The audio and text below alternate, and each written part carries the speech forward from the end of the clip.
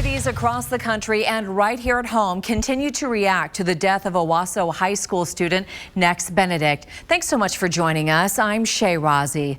Vigils were held for as far away as Los Angeles and New York City this weekend, and tonight right here in Owasso and Tulsa. We have live team coverage for you, starting with Fox 23 anchor Rick Marinon live at the Redbud Festival Park in Owasso, where Nex's community paused to reflect on what's happened over the last couple of weeks. Rick.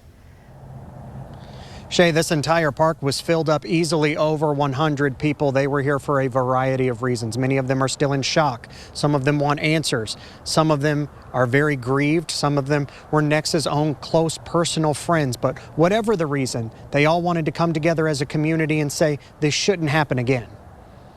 Their little lights burned bright for someone whose life was extinguished. It kind of breaks my heart. Easily over 100 people showed up Sunday night.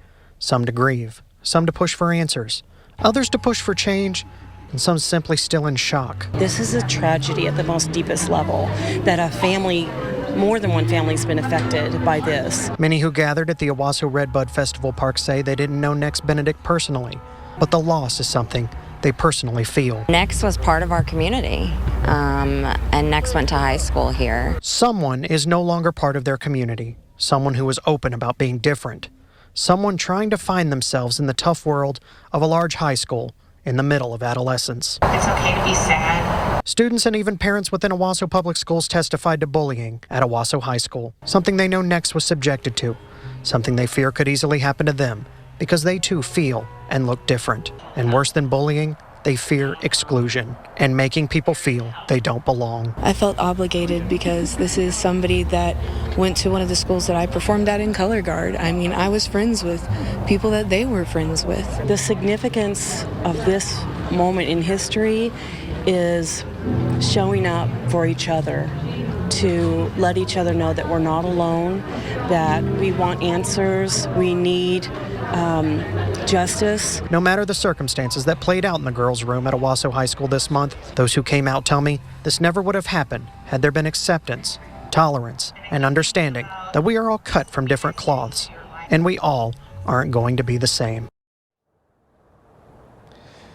The group Free Moms Hugs was out here tonight. Usually they are at gay pride celebrations and they're very happy and festive. And I asked the organizer of Free Mom Hugs the feeling tonight when it comes to, I've done stories with them before. I said, do the hugs feel differently at this event? And she broke down and cried and she says, yes, we feel like we are providing comfort in grief instead of that triumphant and pride. So there was definitely a feeling in mood with that organization who had easily a dozen people here offering those hugs tonight.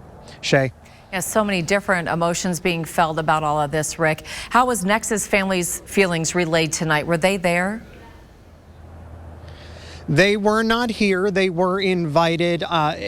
There was still, obviously, keep in mind, not only are you dealing with the loss of a child, but the international attention this has now received. Instead, from the stage tonight, there were statements read on behalf of some of Nex's family members, thanking the community, honoring Nex's life, and saying it's time to stand up to bullies. And they just appreciated all of the love and support that has been shown over the past few days, and that will continue to be shown in their direction as more answers come out in the coming days. Live in Owasso, covering news that matters, I'm Rick Marinon on Fox 23 News. Rick, thanks so much. Our live team coverage continues in Tulsa, where the Trans Advocacy Coalition of Oklahoma brought people together for a candlelight vigil in honor of 16-year-old Nex Benedict. Fox 23's Paris Rain is live with the event held at Guthrie Green. Yes, Shay, more than 100 people gathered tonight right here on the lawn of Guthrie Green as they come together to share their condolences on behalf of Nex Benedict and their family. Now, many stood with flags and candles lit in their hand to keep Nex's name alive.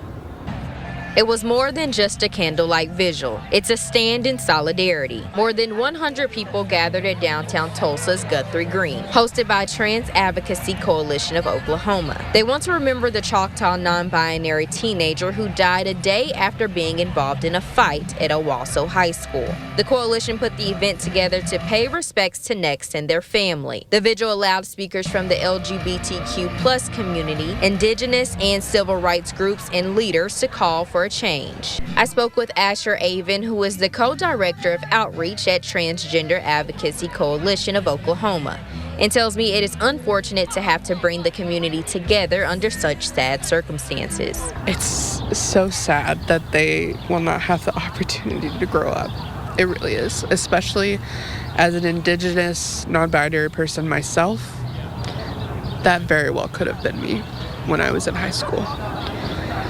It could have been anybody's child, and that's why we're pushing for change to actually protect our trans children and our siblings in the community. They tell me the goal is to build a better future for youth like Nex. While this is a sad time for Oklahomans and people all over the world, this is the best time to come together and build one another up and to call for action of change. Live in Tulsa covering news that matters, I'm Paris Rain, Fox 23 News.